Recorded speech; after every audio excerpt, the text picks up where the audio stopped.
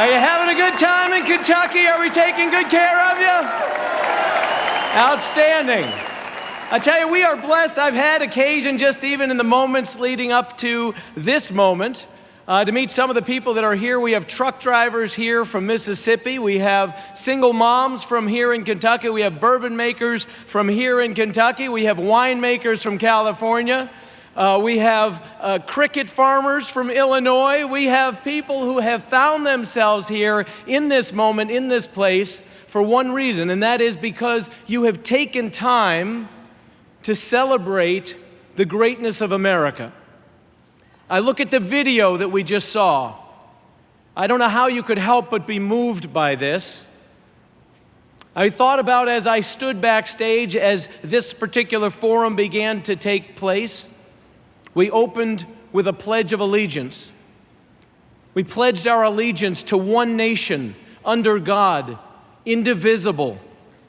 We talked about that as we have heard others speak. We sing our national anthem. We sing about the land of the free in the home of the brave. We had an invocation where we're able to pray unapologetically and unfearfully in the name of Jesus. How blessed we are.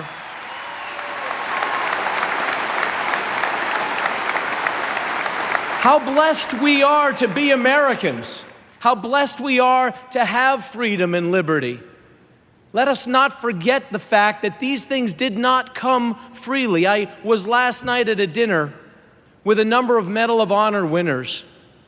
I shouldn't say winner because that's often a word that's used incorrectly, as I just did. They're recipients. They're individuals who sacrificed, but they were able to come home. They were some who did not receive this award and this recognition posthumously. There were also at this dinner a number of Gold Star family members, mothers who've lost sons, fathers, sisters, and brothers. You've heard it said often, but freedom is not free. The freedom that we saw in this video, the freedom that has been discussed from this very stage, the freedom that is under attack, the very liberties, the right to keep and bear arms, the fact that that shall not be infringed, these things are under attack. These things that we take for granted, that our founding fathers codified into the Second Amendment. This is not something that we should take lightly. This is not a game. I hope you understand this. I wonder what brought you here. Maybe it was the idea that you would be surrounded by other people who believe as you believe for a period of time. Perhaps it was so that you could see the individual that will be the next president of the United States. Perhaps it was so that you could hear those that would inspire you in some way, shape, or form. But I hope you came here because you believe in the greatness of America. I hope you're willing to fight for the greatness of America. I'm a military veteran, and I'll tell you, this room is full of military veterans. And like myself, there are a number of you who served with men who have died, whose children have grown up without a father. It better be for something. There has been a tremendous sacrifice that has been made. And I'll tell you that it is the Second Amendment, and you know this. I'd be preaching to the choir if I pledged to you that I would defend this because you know it's true based on my life and the things that I stand for personally. But I'll tell you, we know that this is what preserves our way of life, the greatness of America, the sacrifice that has been made, the fact that 1.5 million Americans since the inception of this nation have laid their lives down so that we can gather here freely, speak freely, pray freely, not fear for our lives as we leave this place. 99% of the world that has ever lived or will ever live will never appreciate the degree of freedom that we have at this moment, at this time in America. I recently returned from Europe, and I don't mean to disparage some of the other countries, some of whom we're allies with, but I'll tell you, Europe is crumbling in some respects. The liberties, the freedom, the degree of regulation and suffocation of government, the overreach, the encroachment, not only on their right to bear arms, but on so many individual liberties and freedoms. It's suffocating that continent. The world is being suffocated. We are being suffocated even in this nation. This is why these elections matter. My challenge to you is I ask you why you are here. I hope it's because you want a better America. But my question to you is, how badly do you want a better America? How badly do you really want it? Because our founding fathers pledged their lives, their fortunes, and their sacred honor. That wasn't a bumper sticker. They weren't trying to get elected on that. Every one of them gave some or all of those things.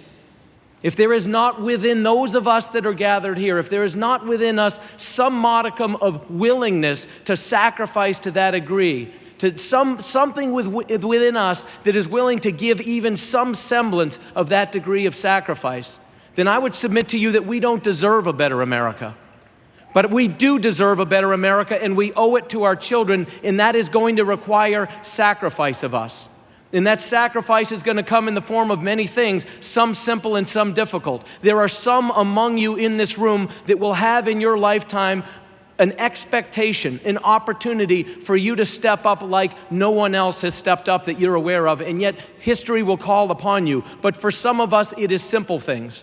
It's the fact that it's not enough just to go to the polls this November. What is at stake? You've heard about it. You've seen the videos. You've heard the speakers. You've heard what it will mean to our right to keep and bear arms, to our Supreme Court on so many other issues, to who uses what bathrooms, to fill in the blank. We are under assault from regulation and from liberal ideology, and we are the ones that have to stand in the gap. This is our time.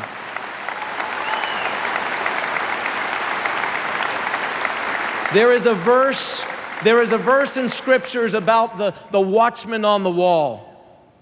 The watchman on the wall. It doesn't do any good if we see what's coming and we don't sound the alarm. If we don't sound the trumpet, shame on us. We see what's coming. You are here because you recognize the encroachment. You recognize what is coming. You recognize the threat.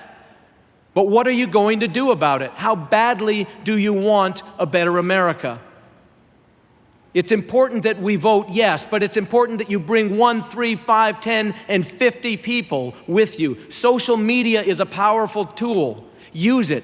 Use Facebook, use Twitter, use whatever it is that you use to communicate with people, leading up to be informed, but especially in the days immediately prior to the elections in November, turn people out to vote. This is not a game. We have got to stop being so apathetic. It is the greatest threat that we face.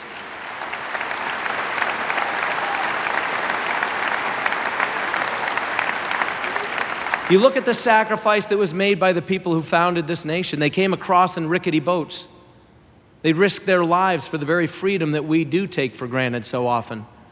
You look at the people who, in Valley Forge, if they were lucky enough to even have shoes, they ate them in the winter of 1776 to keep from starving to death. Do you want it that badly? Do we want it as badly as the man who I met last night and his colleagues who, when they hit the beaches of Omaha and Utah Beach, these beaches in France, they knew they wouldn't get 3, 10, 20 yards up the beach before many or all of them would fall, and many of them did. And they stepped over the bodies of their friends so that the next wave could get a little farther up the beach. They wanted it. Do we want it that badly? It is our time. We owe it to them. We owe it to the next generation.